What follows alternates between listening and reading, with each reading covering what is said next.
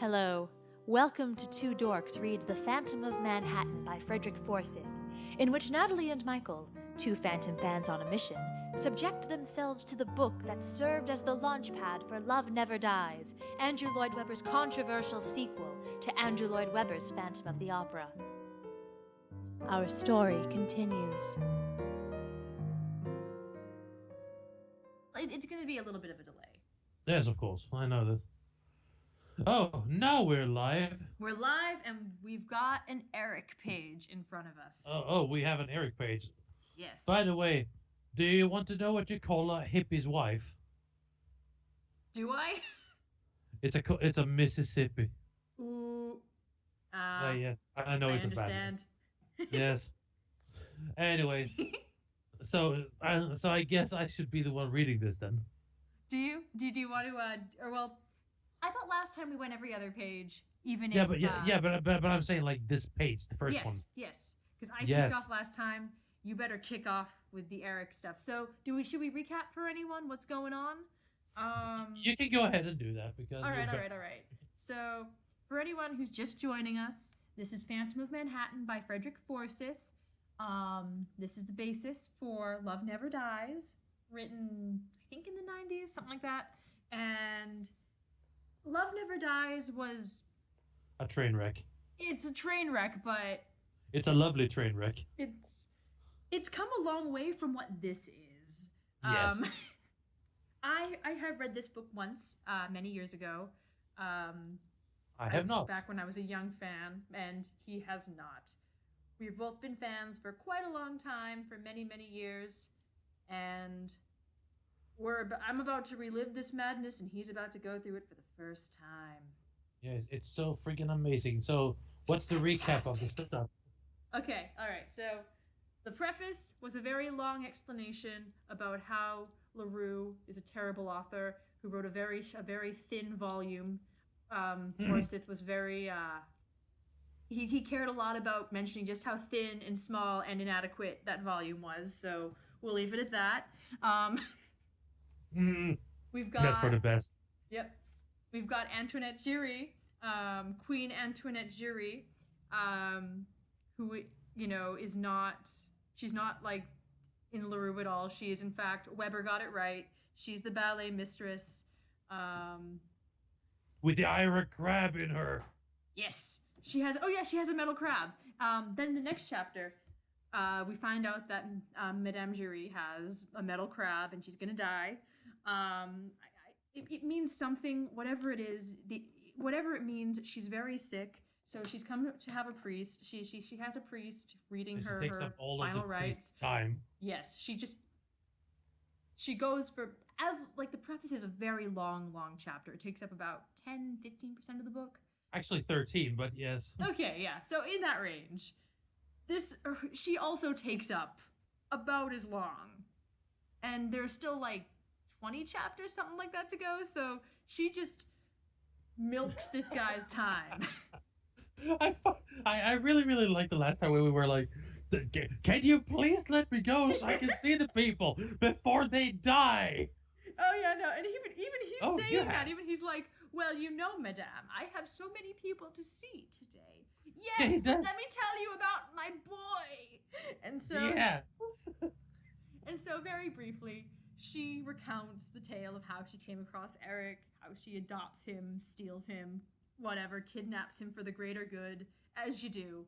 I love that you can actually steal him. That's just the best thing ever. Yep. And he's a circus boy. He's like 16. He's never been to Persia, and he's afraid of open flame. And he lives underground in the opera house, and he reads from the opera libraries. And that's really all you need to know about Erik, because apparently after he fought, and now he's in America. That's about, I think, all we need to know about Erik, all the new information. I think so, yeah. Oh yeah, his last name is Mulheim. He's Erik Mulheim. Yeah, but because he's from Alsace apparently, and not from Normandy anymore. Don't worry about it. It's fine. Yeah. And now we get to meet him because Madame Giry has sent off, I don't know what position he's in, I forget. His name's Armand, but she sent off a guy to go to New York to meet Erik, and now we're going to meet Erik. Okay, so I'm gonna get on my edgiest voice. Yes, Well, not the edgiest, but the one that I think fits. absolutely. The Because you got it. chant of Erik So Molheim. you've got to just so you know you if you're going there, you're gonna need to stick with this for probably a while. It's quite all right.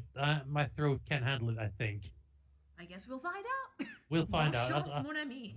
Otherwise, I will change my freaking voice for the next time. We'll see. Um, Every the day chant is of Erik Mulheim. Penthouse suite. EM Tower, Park Row, Manhattan, October 1906. swanky digs. Every day, summer or winter, rain or shine, I rise early. I dress and come up from my quarters to this small square rooftop terrace atop the pinnacle of the highest skyscraper in all of New York. From here, depending upon which side of the square I stand, I can look west across the Hudson River towards the open green lands of New Jersey. Ah, scenic, beautiful New Jersey. Yeah, it was such a silly place. Or north towards the mid and uptown sections of this amazing island, so full of wealth and filth, extravagance and poverty, vice and crime. Or south towards the open sea which leads back to Europe and the bitter road I have traveled.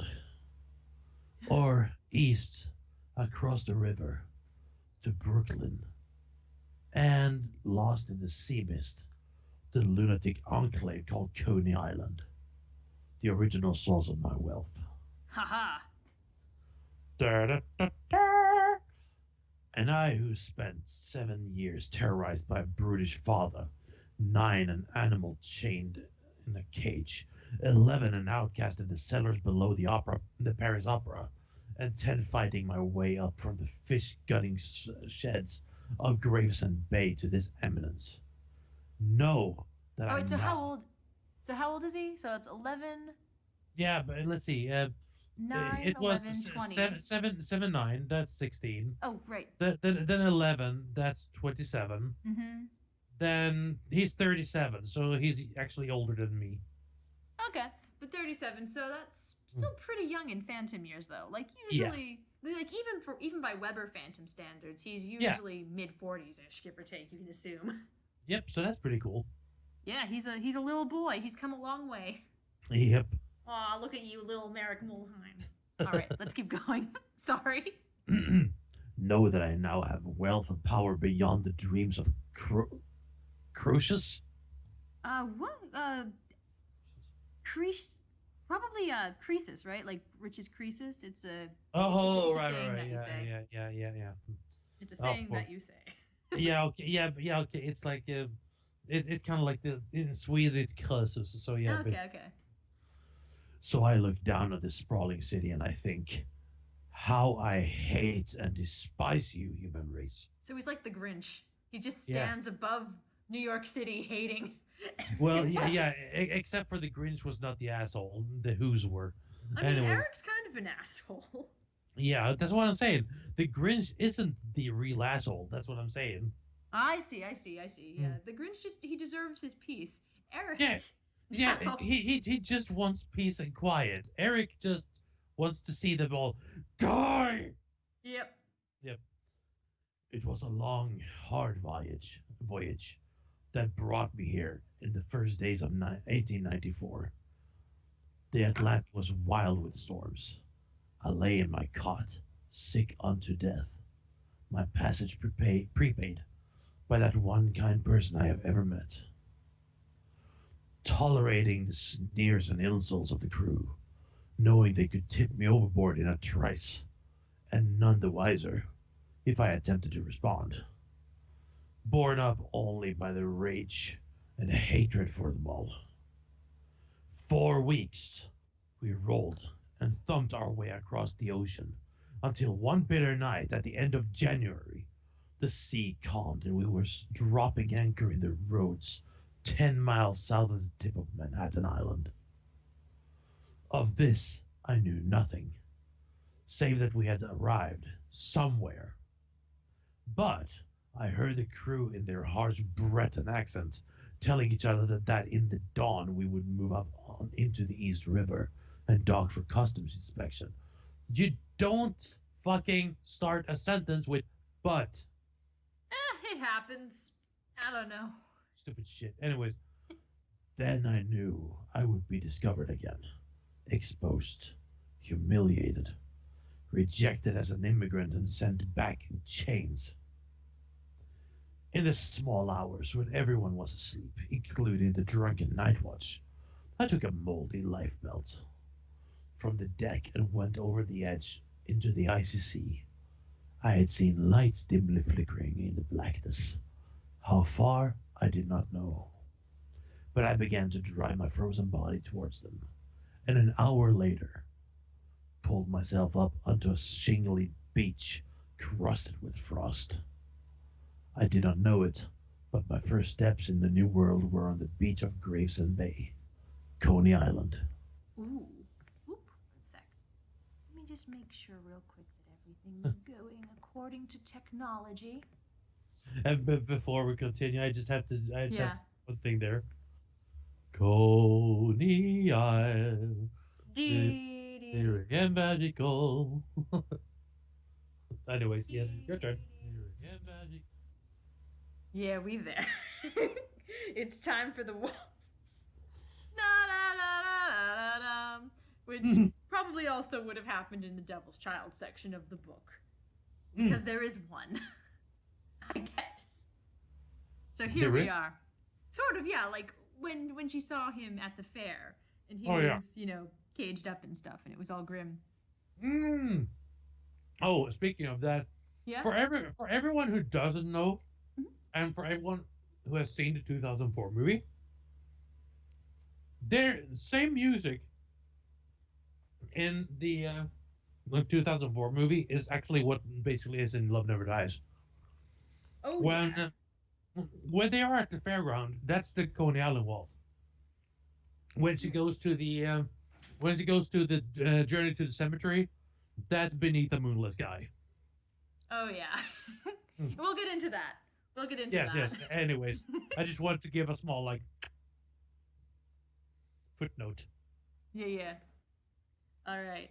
I can't do nearly as good of an Erik as you can, but I'm gonna carry on to the next page. Fucker. Yep, you gotta be an edgy boy to be the best Erik. And I'm the edgiest boy. Yes. Well, you're younger than Erik. That makes you a boy. So we're doing well here. All right. Goddamn. The lights I had seen came from guttering oil lamps in the windows of some miserable shacks at the top of the beach, beyond the tide line, and when I stumbled towards them and looked through the filthy panes, I saw rows of huddled men skinning and gutting fresh-caught fish.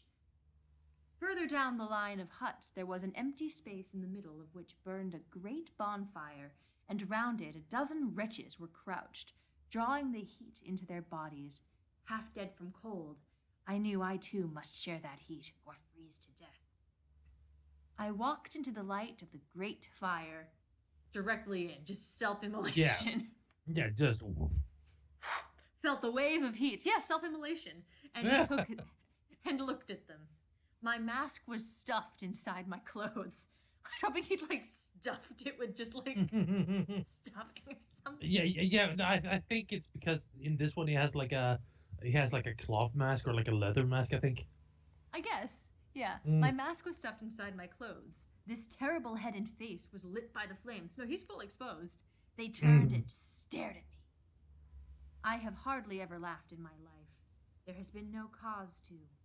But that night, in the sub-zero pre-dawn cold, I laughed inside myself for sheer relief. They looked at me and took no notice. For one way or another, every one of them was deformed. By a sheer chance, I had come upon the nightly encampment of the outcasts of Gravesend Bay. The ones and only. Yeah, the only ones. There are only those. Maybe they're a group of people, but I've just never heard of them.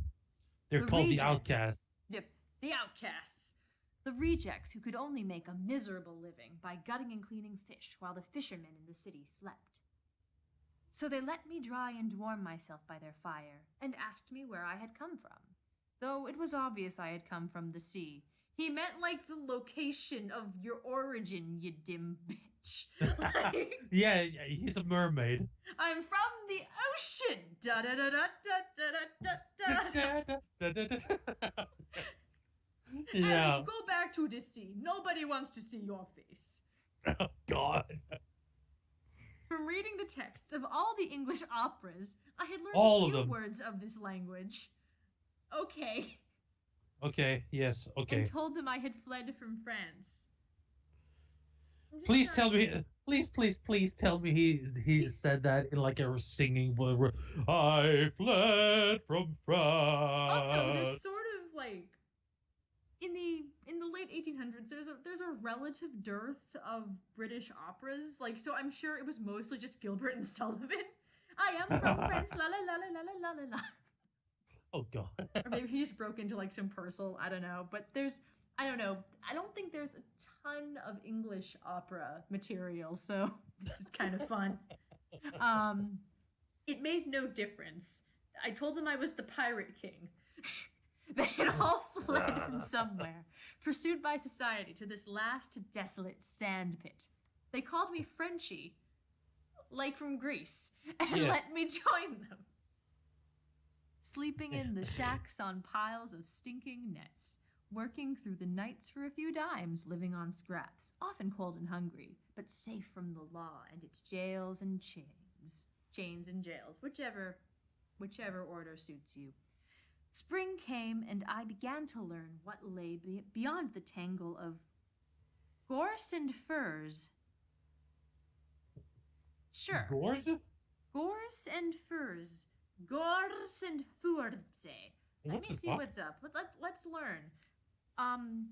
For anyone who's new, many of you, I assume, we usually take time to learn words. Yeah. Last time it was besom. Erik is the son of a broom. I hope you know this. Well, okay, he's mostly the son of a woman, but the first definition is actually a broom.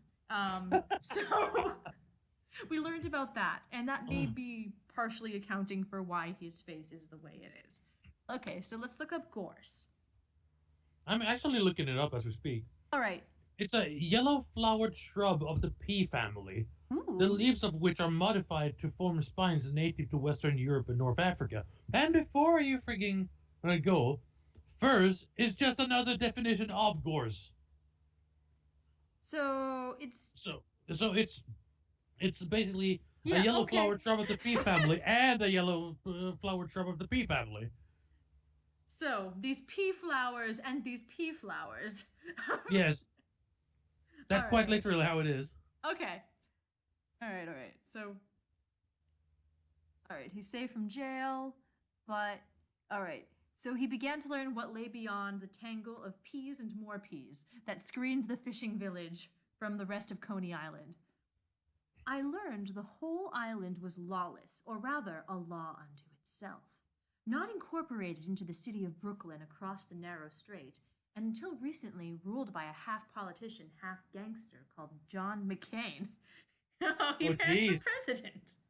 Not different spelling, but it sounds the same. If you aren't looking, check the spelling. It's not spelled the same way. Yeah, it's with a K. Kane. Yeah, it's not nearly as fun, but we can hope. Who had just been arrested, but McCain's legacy lived on in this lunatic island dedicated to fun fairs, brothels, crime, vice, and pleasure. You know, they had to name it Lunatic. They could name it Lunatic Island. Didn't work. Lunatic Island. Yes. The last was the aim of the bourgeois New Yorkers. So pleasure was the aim of the bourgeois New Yorkers who came each weekend, and before they had left, spent fortunes on the foolish diversions laid on for them by the entrepreneurs who had the wit to provide those pleasures. Unlike the rest of the outcasts who would gut fish for all of their lives and never rise above it through their own doltish stupidity. Nice. Very kind, Erik. I knew that with wit and ingenuity, I could get out of these shacks and make a fortune from the pleasure parks, even then being planned and built further along the island. But how? First, in darkness, I crept into town and stole clothes, proper clothes from washing lines and empty beach cottages. Then I took lumber from the building sites and built a better shack. Nice. He's the shack king of Coney. He's the king of shack. Come to my shack. It's called Shack Shack. But with my face, I could still not move by daylight into that raucous, unruled society where tourists were happily fleeced of fortunes each weekend. A new arrival came to join us, hardly more than a boy of 17. 10 years, my... 27? Is he 17 now? Apparently. Okay, we lost... We lost 10 years. We lost 10 years. Okay, Erik is now 27. He is my age. Okay. He was 37. He was 37, but did he change his mind because he's Erik? You know what? Let's go back and do some math. Is 7 years. Okay, 7 years, brutish father. 7 plus 9, animal That's 16. cage. Yes. 11 in the cellars. That's 27. And then 10. Oh, okay. Oh, We're about to yeah. We just started 10. Ah, jeez. So wait, no. So he's 27 when he phantomed up. When he was Phantom in the story, he was 27. Yeah, but you have to think about one thing as well. Okay. It took 10 years for him because the boy is 10 years old. That is true. I had not accounted that the child had to grow up. Yes, of course. You don't just get a 10-year-old from, one of these capture machines. So I was 37 when I landed, and then there was just a boy. I don't know. Don't worry about it, said Erik. All right. So I forgot that time existed. It's fine. He's 27 right now. Okay. A new arrival came to join us, hardly more than a boy of 17.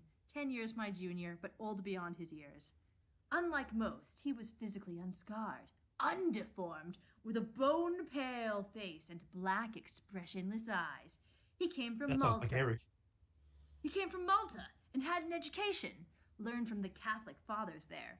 He spoke fluent English, knew Latin and Greek, and had not a shred of scruple in him, so some asshole just came to Coney as a boy? Okay.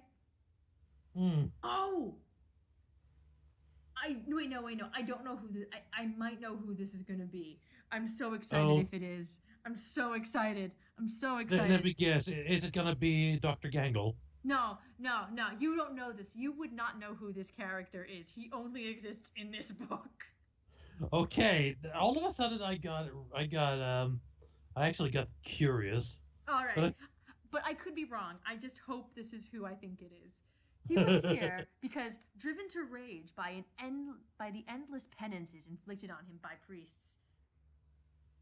They're kind of, I don't know.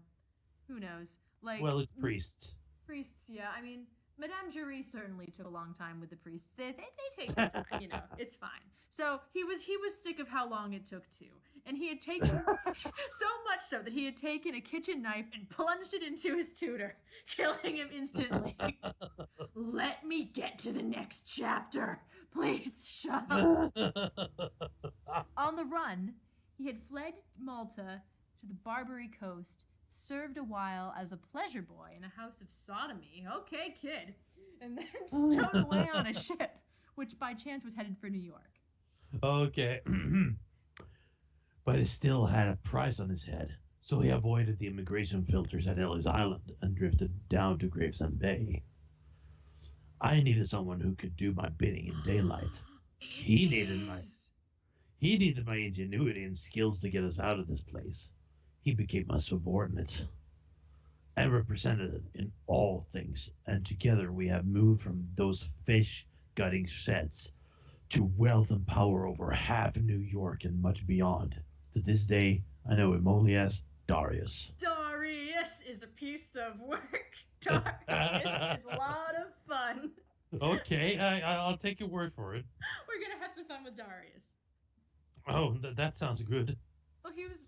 Nah, I won't go into his past. No, not yet. Look, Darius is a lot of fun. Okay. Is it one of those, self-mutilating, monks or something? I don't totally remember.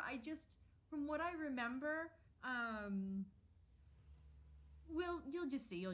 So you've noticed that Madame Jury, is dead. She hasn't come over to Coney Island, right? Yes. She's too dead for that. She's too dead. So someone's got to take her place in the story, right? Oh, wait. So Darius is the one who takes the place? Sort of. You'll see. In his way. Okay. Okay. So, but if I taught him, he also taught me, converting me from old and foolish beliefs to worship of the one and the true God, the great master who has never let me down. The problem of my being able to move in daylight was solved most simply. In the summer of 94.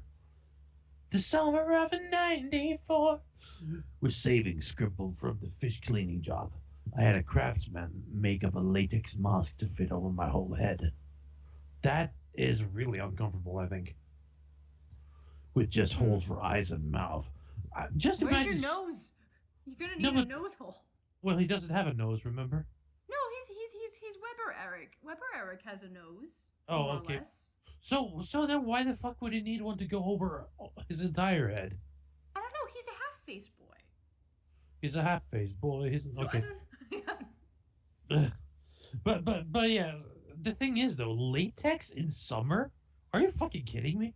Look, anyway, there are fan fiction writers to this day who say that Eric's going around in porcelain. So yeah, okay. I don't think Forsyth is the only one putting Erik in these really uncomfortable positions. Yeah, okay, that's probably true. It's probably Madame Curie is the one yeah. putting him in the most uncomfortable positions. Yep.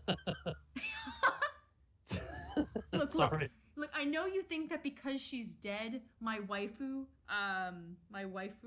theory has been derailed, but I promise, in summation, the waifu theory makes way more sense than you would probably think.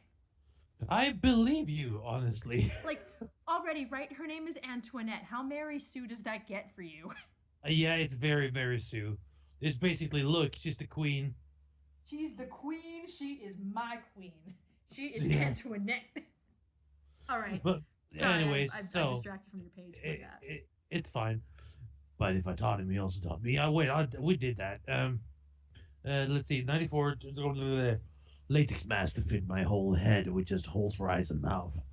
The mask of a clown with bulbous red nose and a wide gap-toothed smile, with baggy jacket and pantaloons.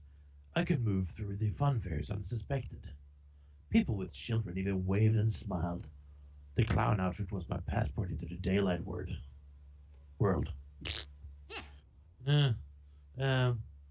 For 2 years, we just made money. There were so many scams and frauds that I forget how many I invented. Get that hustle. Yeah, he's a hustler. The simplest were often the best. I discovered that each weekend the tourists dispatched 250,000 postcards from Coney Island. Most sought a place to buy stamps, so I bought postcards for 1 cent, stamped the words postage paid on them, and sold them for 2. The tourists were happy. They did not know that postage was free anyways. But I wanted more, much more. I could sense a boom in mass entertainment coming that what would prove a license to print one's own money. In that first year and a half, I suffered only one reverse, but it was a bad one. Returning home to the shacks one night with a bag full of dollars, I was set upon by a crowd of 4 footpads, armed with cudgels and brass knuckles. Had they just robbed me of my money, I would have been bad, but not life-threatening. But they tore off my clown mask, saw my face, and beat me until I almost died. I mean, Clown Erik, you know? Erik, the male scam clown. I don't know. I'm just saying, I don't know if I like this. Honestly, I need an adult. Do you? Well, he appears like that, yeah. I think, yeah. It took me a month in my cot till I could walk again. Since then, I have carried a small Colt Derringer in my person at all times. Well, on my person, not in my person, sorry. For as I lay there, I swore that no one would ever hurt me. Yeah, I just put it inside of his stomach. Yep. It takes it out every now and then. Yeah. He's got Oh, like permeable skin as part of the deformity. It's fine. Don't worry yeah, about it. that no one would ever hurt me again and get away with it. By the winter, I had heard of a man called Paul Boyden. He's the Paul boy. Ah, Paul Boy. Yeah, he was seeking to open the island's first enclosed all-weather amusement park.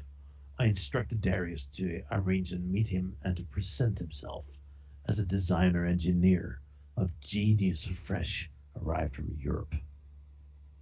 It worked. Ooh. Paul, Paul Boy commissioned a series of 6 amusement rides for his new. Paulie. Yeah, I'm just gonna call him Paul Boy. Okay. I designed them, of course, using deception, optical illusion, and engineering skill to create sensations of fear and bewilderment among the tourists, all of which they loved. Paul Boy opened Sea Lion Park in 1895, and the crowds flocked in. Terrifying sea lions. To this Yeah. day, you can hear the menacing. That was me. Yeah. I'm sure. Yeah. So Erik just created. Wait, no, it's not the same, is it? Or yeah. Erik designed terrifying sea lion exhibits. I guess. As a clown, as Scammo the postal clown, he designed. Scammo. Oh my god, Scammo. That was the best one. Let's move in. All right. Boynton wanted to pay Darius for his inventions, but I stopped him. Instead, I demanded 10 cents in the dollar for 20,000 francs, whatever. I demanded 20,000 francs. I demanded 10 cents in the dollar for everything earned by those 6 rides for a period of 10 years. Boynton had sunk everything he had into his funfair and was deep in debt. Within a month, those rides, monitored by Darius, were bringing in $100 a week to us alone. But there was much more to come. Erik's getting paid. The successor to political boss McCain was a red-haired firebrand called George Tillieu. He too wanted to open a fun fair and cash in on the boom. Regardless of the rage of Boynton, who could do nothing about it, I designed even more ingenious diversions for Tillieu's enterprise on the same basis. A percentage franchise. Steeplechase Park, church-themed, it's fine, opened in 1897 and began to bring us $1,000 a day. By then, I had bought and moved to a pleasant bungalow nearer to Manhattan Beach. Neighbors were few and mostly at weekends, times when I was in my clown's costume, circulating freely among the tourists between the two amusement parks, as you do. I want to actually, I want to take a second to see if I can read up at any of these parks. The Sea Lion Park. I want to see the Sea Lion Park. Yes, Sea so lion. do I. Sea lions. That sounds amazing. Park. 1895. Sea Lion Park, 1895. It's a real place. It was a real place. Yep. Paul Boynton. Paul Boy. There's a really lame-looking roller coaster. Good job, Erik. Let me, wonder if I can... I'm using the Twitch studio, so I'm not totally sure how different this is in comparison. Let me see if I can just,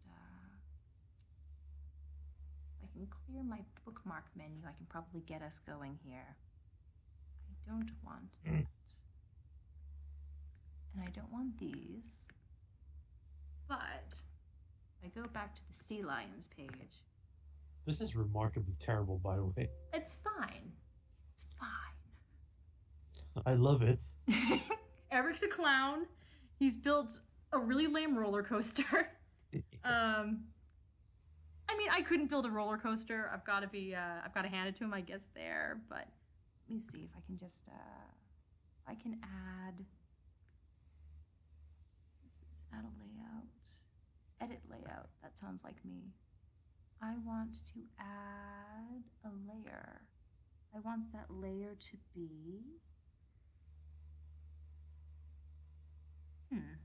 I want it to be a window, but if they don't want it to do that, then they won't. Well, I don't know. Admittedly, I don't quite know what I'm doing with this. I thought I'd be brave and use the Twitch studio. Eh. I don't think we're quite there, unfortunately. But just look up Sea Lion Park. There's a Wikipedia article. There's just one picture of a roller coaster. You see, Lion Park. Even I have to do this now. Yep. And it was only open about 8 years, actually. It closed in 1903. That looks really, really fucking horrifying. That roller coaster does not look safe. I guess Erik did his job then. Does Yes, that look safe, sir? No. Is it safe? No. No. Would you like to go on, little boy? Yes, Scammo the clown, I would. Excellent. Scammo the clown. I love that. Sorry, I'm just riding with it. I'm riding. All right, now we got Steeplechase Park. That was the next one that he's done. Yeah. Steeplechase. Steeplechase Park. Okay, so apparently it's got kind of a name for itself. I think it's still open. Oh, no, it's not still open. It closed in the 60s. Cody, let's see. I think I know which one this is, actually. Yep, this one's the Tillu one. Oh. Yeah, I know that one. I guess, I think the Trumps acquired it to develop it for residential use. So there we go. We've connected Erik to Trump. We've done it.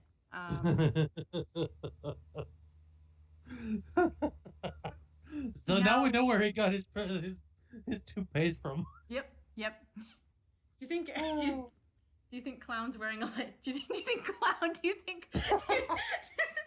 Freudian slip, right? Do you think Donald Trump is wearing a latex mask? I really don't know, but I do know that he has a really nice hair. It's great. Yeah, I know, right?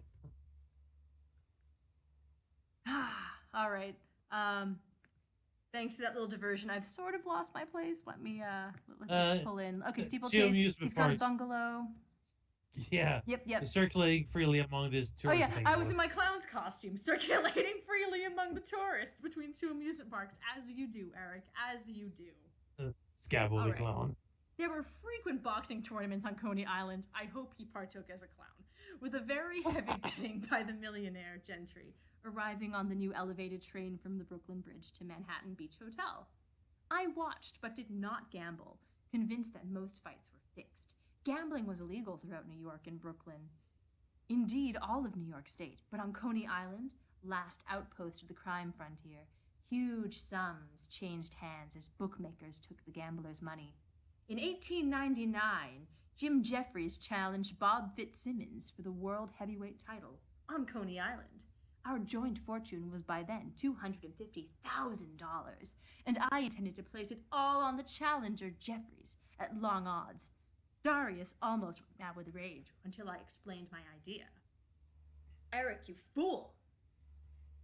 I had noticed that between rounds, the fighters almost always took a long swig of fresh water from a bottle, sometimes but not always spitting it out. At my instruction, Darius, masquerading as a sports reporter, simply switched Fitzsimmons' bottle for one laced with sedative. Jeffries knocked him out.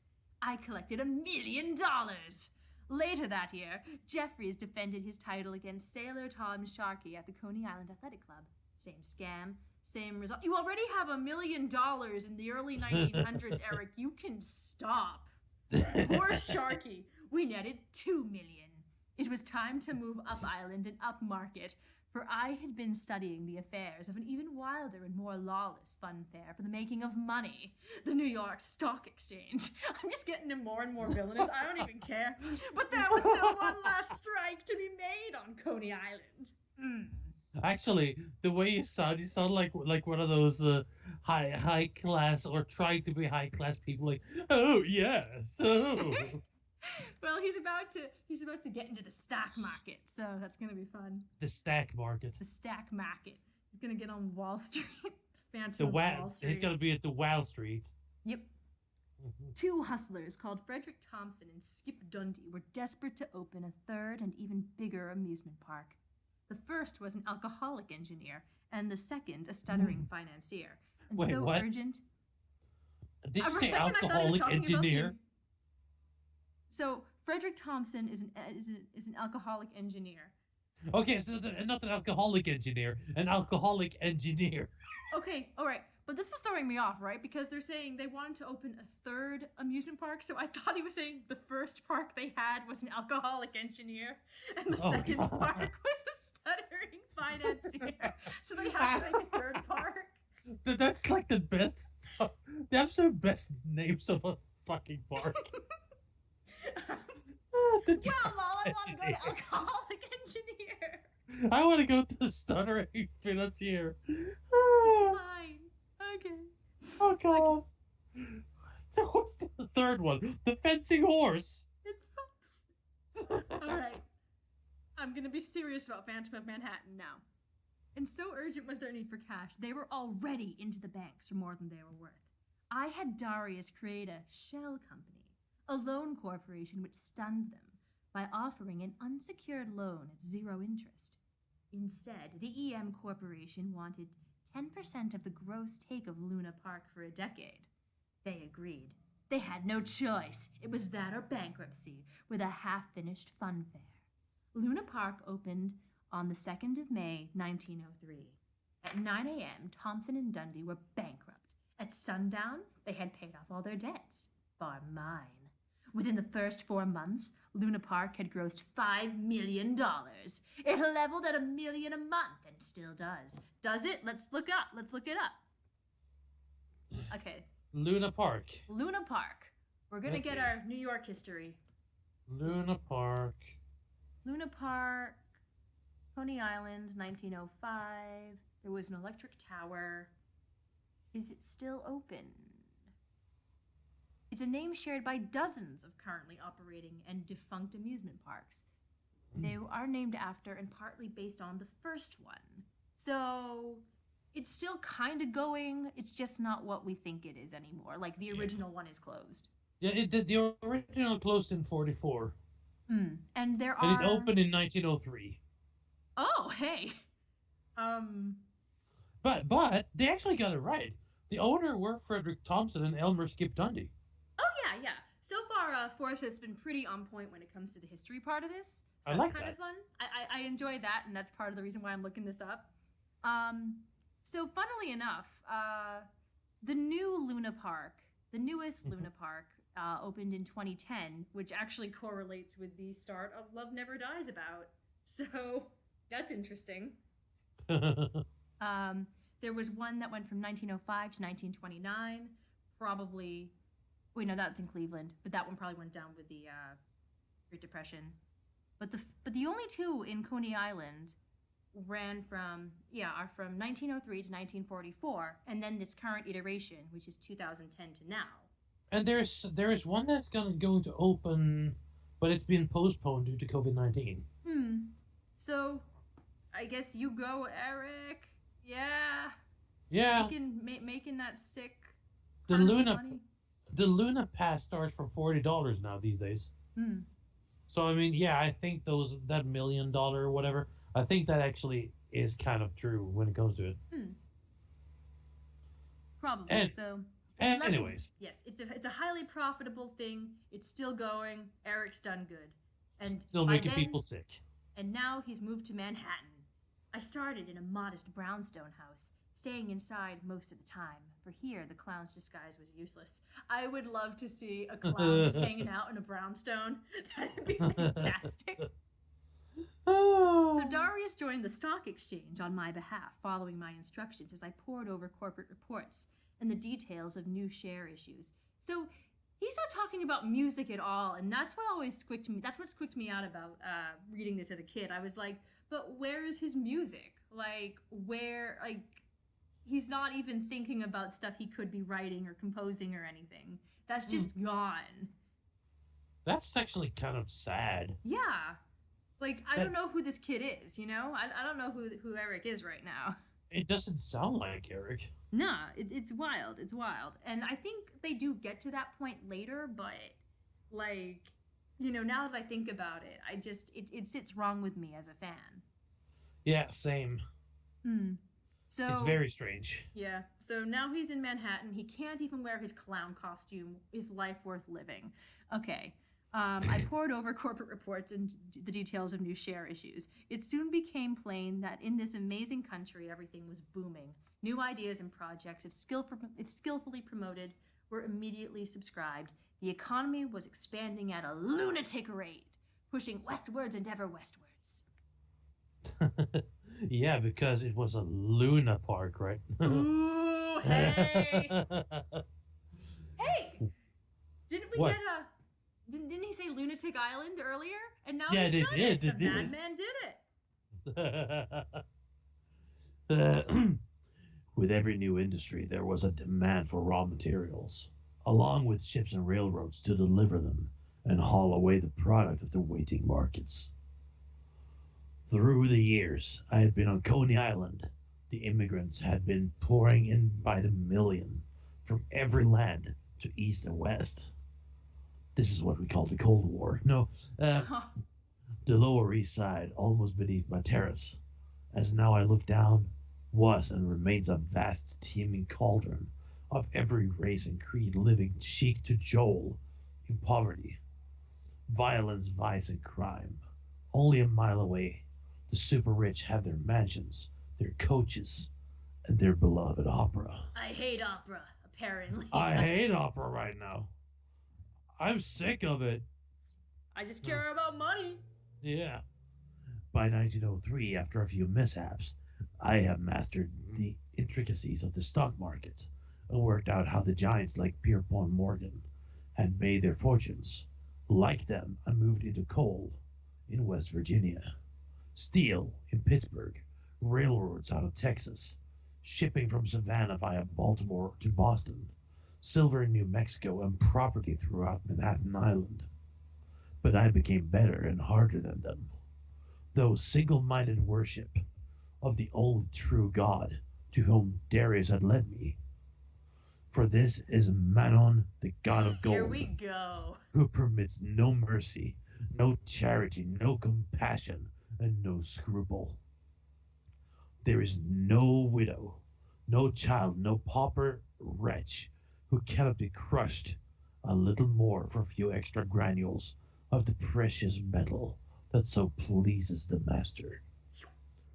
With the gold comes the power, and with the power, even more gold in one glorious world conquering cycle.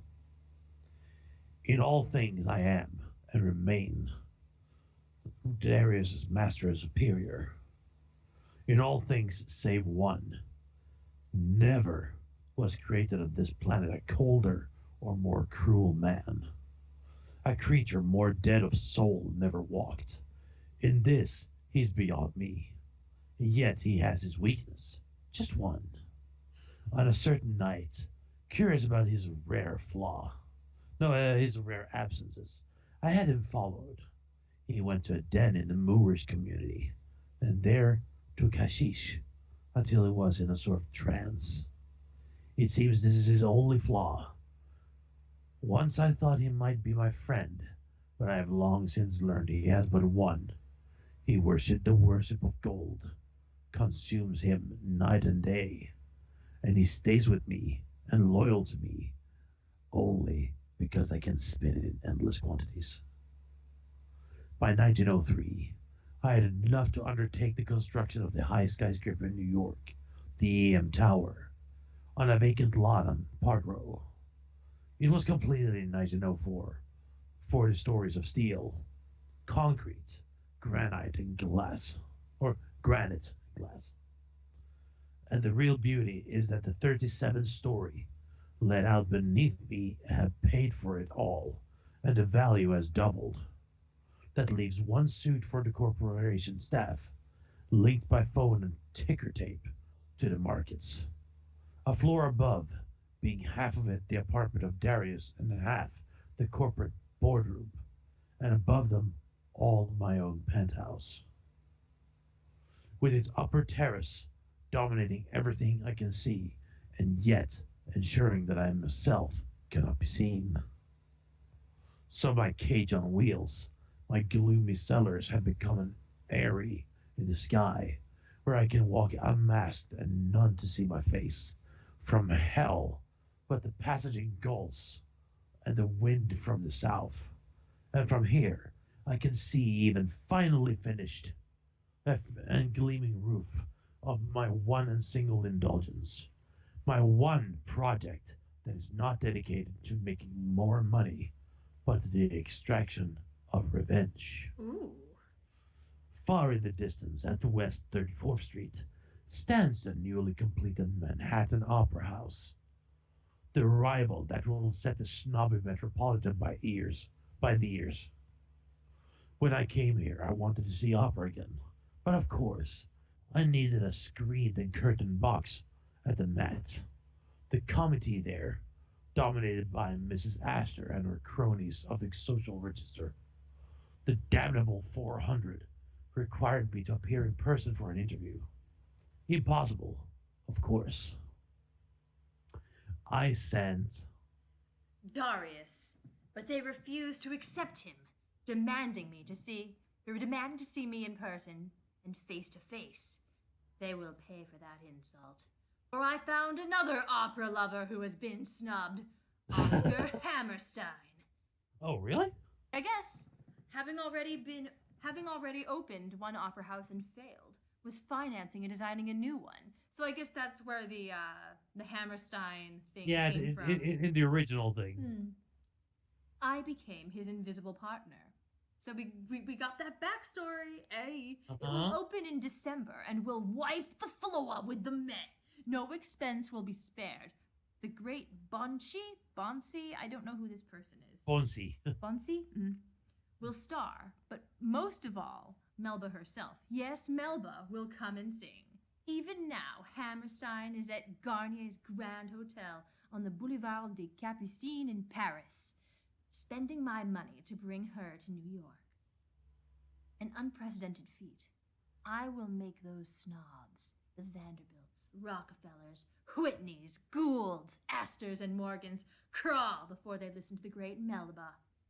For the rest, I look out and I look down, yes, and back, and around, and diagonally. A life of pain and rejection, of fear and hatred. You of me and I of you.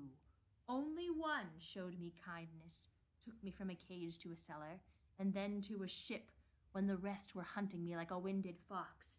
One who was like the mother I hardly had or knew. And one other whom I loved, but who could not love me. You despise me for that also, human race, because I could not make a woman love me as a man. But there was one moment, one short time, like Chesterton's donkey, one far fierce hour and sweet, when I thought I might be loved. Ashes, cinders, nothing, not to be, never to be, nope, nada, zip, never, it's it, it's finished, so there can only be the other love, the devotion to the master who never lets me down, and him I will worship all my life. So, Erik's a Satanist, how you doing? Is this where I go, and I kissed you? Not yet. I mean, maybe like I don't know what he does in his mammon worship shrine. Maybe he's got like a little idol and he gives it a little whatever. I don't know. I don't know what he's doing exactly in his worship. I think. No, I mean, but there was one moment, one short time. Oh. There was a night. Well, that's the thing too, right? Like, what is this? What is this? I could not make a woman love me as a man. But there was that one moment when I thought I might be loved. But I couldn't do it. So, I don't know, like, you know. I just think he's really, really, like, he's confused as fuck. Yeah, he's a lost boy. He's Antoinette's poor lost boy, I guess. Oh, Antoinette. That is such a stupid name for Madame Giry. Antoinette. Giry. No, but seriously, that is a dumb name for Madame Giry. Was that? Is it even like commonly a first name in France? No, it's not. Yeah, I mean, come on. Marie Antoinette was from Austria. yeah. Well, yeah, but her name was slightly translated from like Maria Antonia or something like that to be adapted for France. Yeah, but again, it's still dumb. Yeah, it's just it's frou frou. It's silly. It's odd, and like you've got Erik being like, she was the only one. She was really just it. It was just her. That's it. That's all. And then there was sort of Christine, but not really. I mean, she wasn't Mama. She wasn't Antoinette. I mean, And I loved her. Yes, yes, I loved her. When I followed anywhere she led. I mean, I don't know. I guess he tries quickly to mother zone her, and that's fine. You say what you God, need to say, Erik, but mother zoned. there is a fixation within this novel about the saintliness of the high and holy Antoinette Giry. Yeah, apparently I can see that. Yep, she's the best. Yeah, there's no one like her. Yep. She is the jury of the juries. There can only be Yeah. one jury. Yep. That's it. I mean, what's the other one up to? Who cares? Meg, she's like a maid now. Who cares? I like how Erik doesn't even bother to remember the fact that he shared a 3-bedroom house with her, and like Meg probably treated him fine, but he didn't care. He's like he doesn't even remember this. Though, because he's an autistic boy. Well, I mean, maybe. I mean, didn't Ramin cover that version of him? well, yeah, but he did it quite poorly. Hmm. To be honest with you, Rabin or Ramen as I call him. Yeah. He Well, don't like that, but doesn't mean you don't have to. I mean, doesn't mean you can't call him that. No, I know he doesn't like that, but you know something. What? If he doesn't like to be called ramen, he shouldn't do the ramen slurp whenever he takes in air. Jesus, shots fired. Hmm. Yeah, yeah. I mean, I'm not saying that he's a bad singer or anything. No, I'm just saying we all have our quirks. huh, that's And true. That's true. yeah, and I mean, just like we call Sierra Boggs the Boggs. Oh yeah. You know, Well, that's we call. I don't think the bogs is universal. I think that's your mileage may vary. But yes, you and we do refer to Sierra Bogs as the Bogs or Bodges. yeah. I don't have enough theater friends, ironically, to know how to pronounce half of these people's names properly, so that's really a I, shame. I will stick with Boggs because I like that. The Bogs. Yeah, yeah. Because the one thing I think about Mhm. with hearing that is like this really shitty drawing of Bugs Bunny that's like for the Dolan comics. Yeah, yeah. I don't know if you've seen them, No, but no, no, no, no, no. I know what you're thinking of. Yeah, yeah. Bogs Bunny. yeah, Bugs Bunny, and he's like, oh, It's terrifying. It's a terrifying little drawing, but I love it. I think it's amazing. It's oh, like it's grotesque. ah.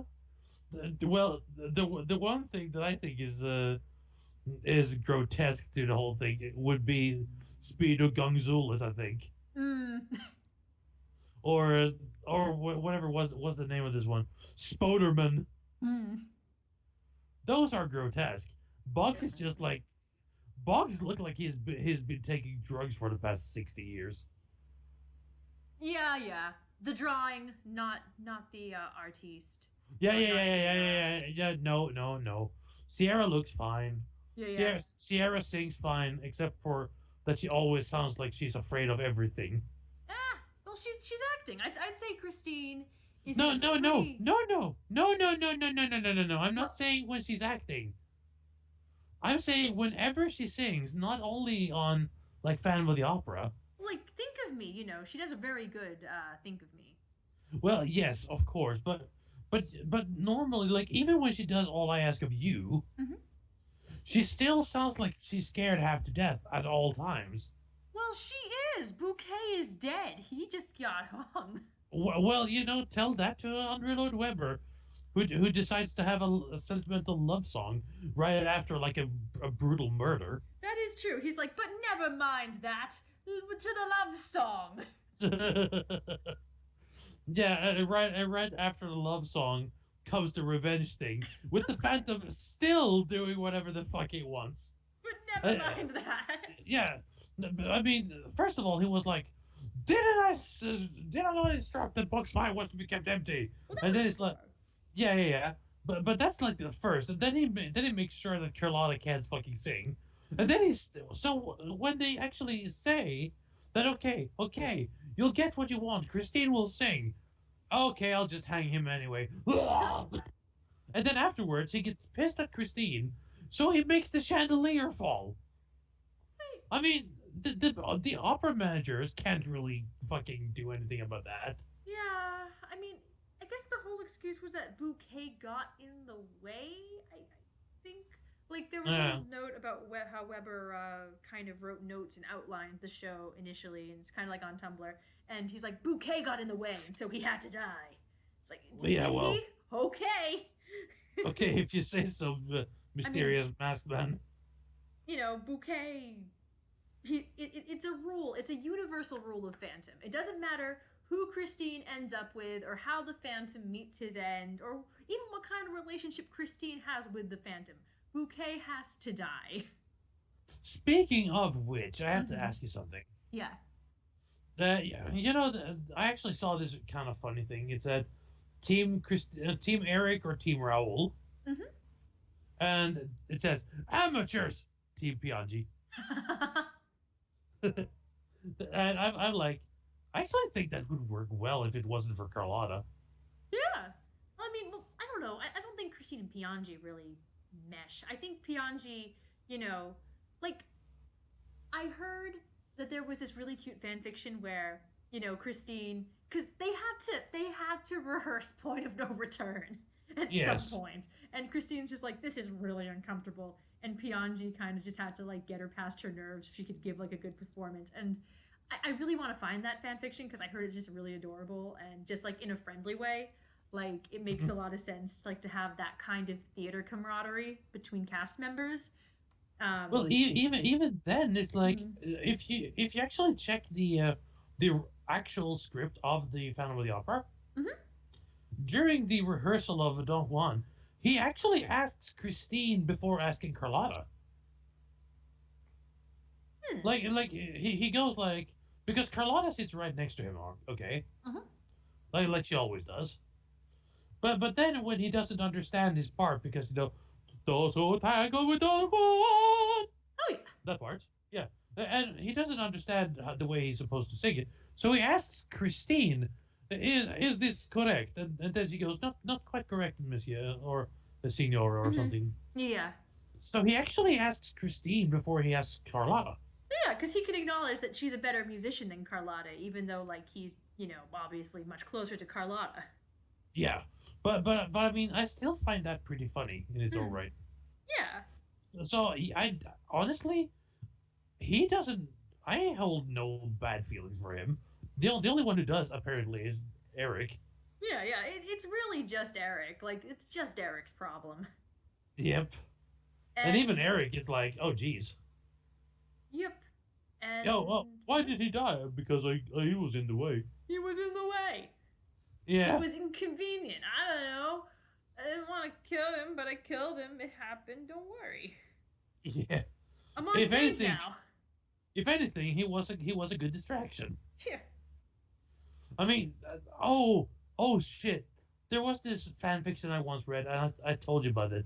Yeah. You know the one with the girl who I called the luggage. Oh, that one. Yeah. For you who are watching, there is this fan fiction that was made it like an audio drama with Christine being like side played by this one chick that Rayer had been schooling or whatever it was, and the funny thing is, she continues to mention like she couldn't believe that she was doing this with the Phantom of the Opera. She does that all the time. It's not like, yeah, okay, you have said this now for like 500 times. So it's That just you like a really repetitive phrase that gets used over and over again in the story. yes. So, and in this, when they're supposed to do like Don Juan Triumphant, Hmm. they are.